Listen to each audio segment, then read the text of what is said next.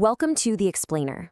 Today, we're looking at a central concept in the Quran that our source material argues was meant to hit the reset button on how humanity understands knowledge itself. So, let's just jump right in with a pretty provocative question.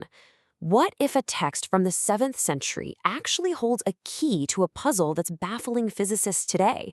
It sounds like a stretch, I know, but stick with me. All right, to even begin to unpack this, we have to get familiar with one crucial word, haq. Now, you might see it translated as truth, but it's so much bigger than that.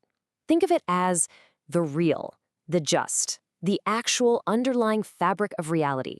It's not just a belief system. It's presented as the fundamental law the entire cosmos is built on. Okay, so when the Quran introduces this idea of haq, it's not just another philosophical concept.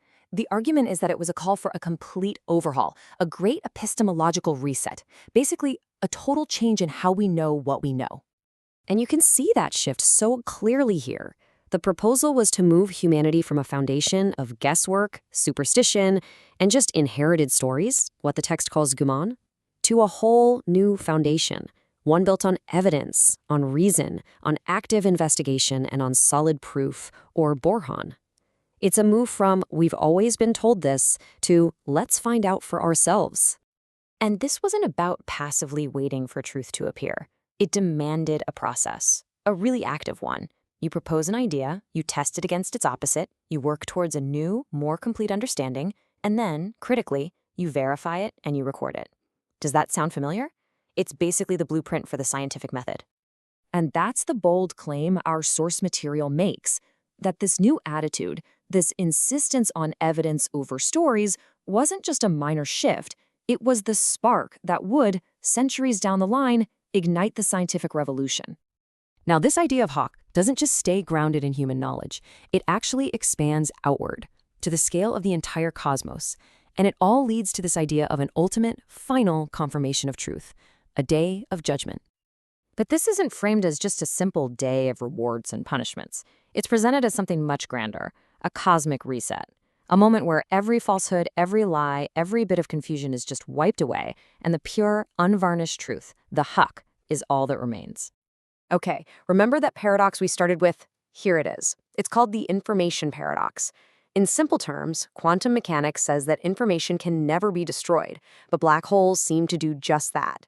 So, physicists are stuck. If information can be lost, then objective truth can be erased from the universe forever. Now, what's fascinating is that the Quranic narrative provides a kind of theological answer to this very physical problem.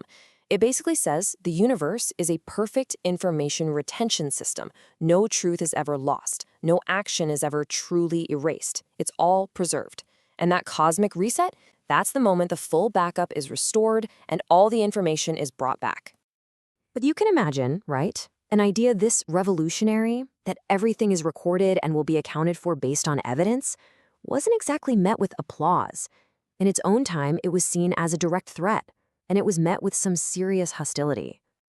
This message didn't land in a vacuum. It was delivered right into the tense, high-stakes environment of Mecca. The idea of a single God and a final resurrection wasn't just a religious debate. It threatened the entire social hierarchy, the economy, the very power structure of the city. So disbelief quickly turned into open, active mockery.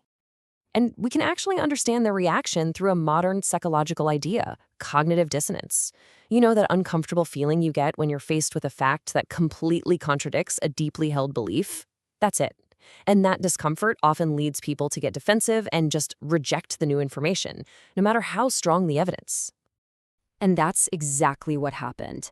Faced with a truth that would completely shatter their world, the leaders of the Quraysh didn't engage with the arguments. They switched to mockery. Their taunt was essentially, "Oh yeah, if this big day of judgment is so real, bring it on. Let's see it right now." It was a defense mechanism, plain and simple. Now, the response to this mockery in the Quran is, well, it's pretty mind-bending. Instead of just arguing back on the same level, it completely changes the scale of the conversation. It shifts the entire perspective. To answer that demand for bring it now, the text introduces this absolutely staggering concept of time. It says a single day from one perspective is equal to 50,000 years from ours. I mean, that's an incredible statement that hints at something modern physics would later call time dilation, the idea that time itself is relative to your frame of reference. And this comparison just lays it all out. From our tiny human point of view, that final reset seems incredibly far away, maybe even impossible. But from a cosmic, divine perspective, it's described as being very, very near. It's all a matter of perspective. So, what was the advice given in the face of all this ridicule? It wasn't to fight fire with fire, it was this: so be patient, with a gracious patience. The Arabic term is sabren jamil, a beautiful patience. The idea is to elevate yourself above the mockery, adopt that wider cosmic perspective, and wait with grace. Okay, so after that whole journey, from evidence to cosmic resets to time itself, what's the big takeaway? The source material argues that it all boils down to a crucial difference between the tools you're given and the actual mission you're supposed to accomplish. And that leads to this clarifying question. When it comes to religious practice, are the rituals themselves the end goal, or are they the tools you use for a bigger mission? And according to this interpretation, it's clearly the second one. Practices like prayer or charity or fasting, they aren't the mission. They are the tools.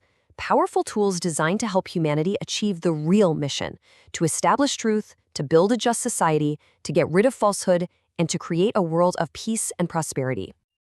And this really reframes everything, doesn't it? The goal isn't just about an individual performing their rituals correctly.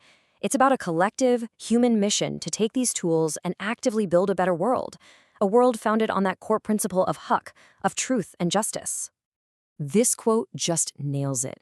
The Quran, in this view, isn't a rule book you just follow blindly. It's an instrument, a tool like a lens or a telescope, designed to help you see reality, haqq, more clearly in its real form.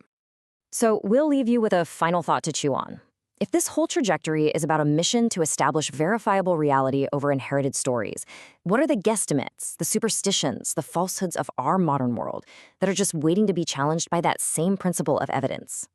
What's the next great epistemological reset?